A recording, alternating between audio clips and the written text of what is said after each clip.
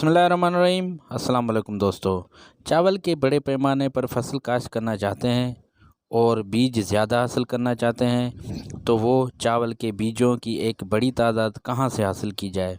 तो आपको वो आज़माइशी बीज, और अगर नए बीज हैं तो वो अच्छी कंपनी के माहिर से मशवरे के बाद बीज हासिल करें। और दूसरे मरहले में अपनी मिट्टी की ग़िज़ाई अज्जा और पीएच लेवल का तयन करने के लिए मिट्टी का टेस्ट ज़रूर करवाएं।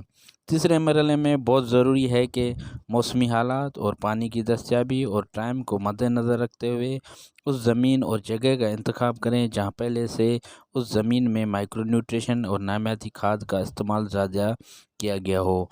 उस जगह पे बीज की तैयारी शुरू करें। उसके बाद उस जगह में घास और गैर ज़रूरी जड़ी बूटियों के खात्मे के लिए पानी दें, और जब मिट्टी में वतर आए उसे अच्छे हल देकर रेतीली बनाएं। उसमें दर्जा बंदी करके बीज का छिड़काव करें, पानी दें।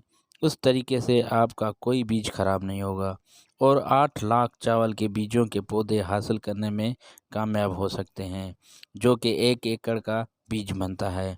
8 लाख चावल के बीजों के पौधों को उनके आला पैदावार की सलाहियत, बीमारियों के खिलाफ मज़ामत और अनाज की आला मयार का सबूत उन पौधों को मुंतखब करके आप अपने चावल की पैदावार में नुमाया इजाफा कर सकते हैं और भरपूर फसल को यकीनी बना सकते हैं।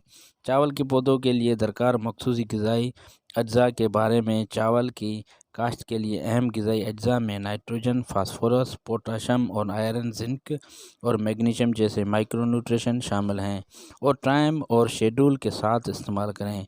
ये चावल के बीजों में बेहतर नशोनुमा और अच्छा पलने फूलने में मदद देते हैं। ये मालूमात आपके चावल के पौधों के लिए मखसूस ग़िज़ाइत की ज़रूरियात का तयन करने में मदद करेगी और आपको खाद के इस्तेमाल के बारे में बाखबर फ़ैसले करने की इजाज़त देगी।